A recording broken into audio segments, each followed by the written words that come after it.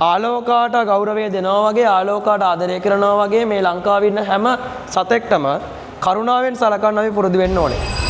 සාම පා ගමන. සාමයේ උදෙසා ගමන් කරන ගමන සාම පා ගමන.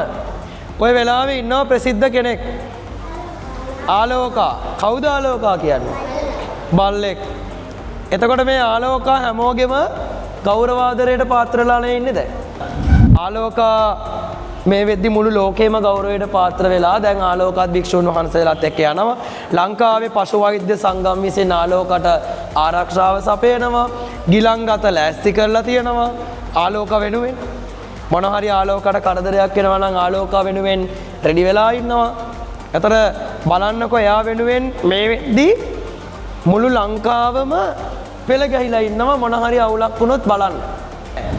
ආලෝකාට දක්වන ආදරය ආලෝකාට දක්වන සෙනෙහස මේ ලංකාවේ ඉන්න අනිත් සතුන්ටත් එහෙම්මම දක්වනවා නම් අන්න හොඳයි.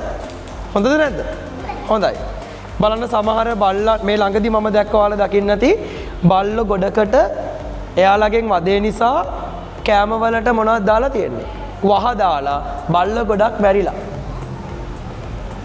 එතකොට හිතන්න කිසිම දෙයක් දන්නේ නැති සතෙක්ට එහෙම කරනවා කියන එක කොච්චර පව්ද? පව් නැද්ද? හරිම පව්. එහෙනම් අපි පුරුදු වෙන්න ඕනේ ආලෝකාට විතරක්. ආලෝක හොඳයි අපි ගෞරව කරනවා. හරි කමක් නැහැ. අපි ආදරය කරනවා. හරි. හැබැයි මේ වෙද්දි ඉන්නවනේ අපේ ලංකාවේ අසරණ වෙච්ච බල්ලෝ ඕන තරම්. පාරක් ගානේ බල්ලෝ ඕන තරම් ඉන්නවා. පූසෝ ඉන්නවා. එයාලටත් පුළුවන් නේ අපිට සලකන්න. අසරණයන්ට පිහිට වෙනවා කියන එක බුදුහාමුදුරුවෝ ඉගැන්නුවේ කාටවත් පේන්න කරන්න කියලා නෙවෙයි. කොහොමද පේන්නේ? එහෙම වැඩක් නැහැ.